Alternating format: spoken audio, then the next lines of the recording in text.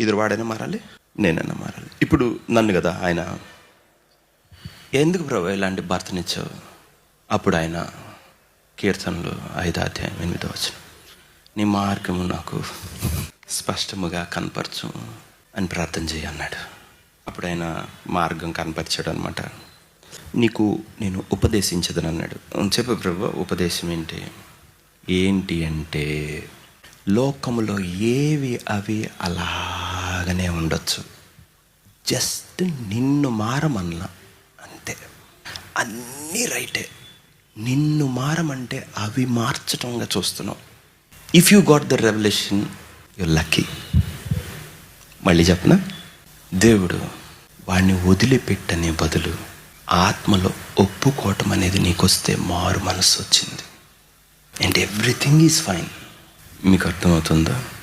నేను తప్పులు చేస్తూ ఉంటే ఈ వ్యక్తి వీడి వల్ల వాడి వల్ల వాడిని తీసేయి, లేదు మీరందరూ ఇక్కడే ఉంటారు, నేను వెళ్ళిపోతా సిమ్లా, వెళ్ళిపోయి, ఇది కాదు కదా.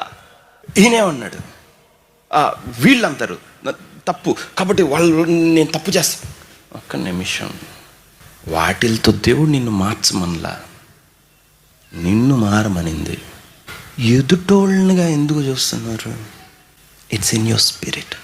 నేను దీన్ని మార్చుకుంటానా మార్చుకోనా, నేను సమ్మతిస్తున్నానా సమ్మతించనా? Your acceptance is equal to repentance. మీరు ఒప్పుకోవటమే మారు మనస్సు. యాజ్ ఇట్ ఈజ్ ఉంటుంది లోకం మళ్ళీ, అంతే, అదే వ్యక్తి అదే, but now your at peace. నీ జీవితం మారిపోయింది. హలో, మీ జీవితం మారింది. మళ్ళీ అన్నీ అలానే ఉన్నాయి. అన్నీ అలా ఉంటే నాకేం పని? నేను అలా లేను. ఏంది, అర్థమైందా? అర్థం కాలేదా?